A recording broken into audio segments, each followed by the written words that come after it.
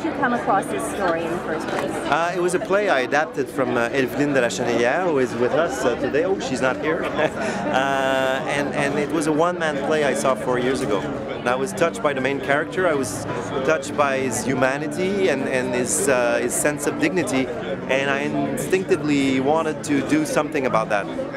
Now, because it was a one-man play, it was a long script writing process. But at the end of the day, I'm glad that I went along with my heart with this one. And I remember when we saw the play, I was with my producer, and I told him at the end of the play, we're doing this, and he said to me, we're doing what? And I said, we're doing that play, we're going to make a film out of this. And he was not sure because we had just seen a one-man play. And how did you choose your lead character, Monsieur Lazhar? I went to France for that because we don't have any we don't have many Algerian actors in Montreal.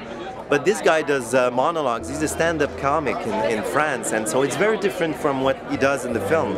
And so I saw him first on YouTube, and then I went to France and I met him, and we read a scene together. And I was still not sure. I went 2 months later. I went back to him and did other auditions. And when I look at the film right now, I wonder why it took so much time deciding for the main character. And how did you find working with the children? Working with children for me is fun. It's more work than adults, but it's not more difficult. They're luminous. They work very hard. They eat way less than technicians. So no, I would work again with children, but maybe not the next film because I've done 2 films in a row with children now.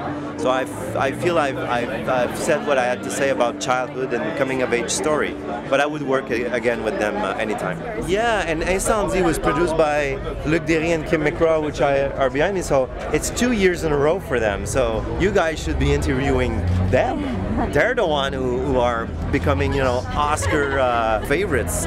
But it's amazing. I know Denis well, and of course he was one of the first one who talked to me when we were nominated back in June. So we're quite proud of what we've accomplished, and of course we never dream of getting here. But once we are here, what it does is it sheds light on our film, but also on many smaller productions around the world that try to bring forward different point of view on our ever connecting world.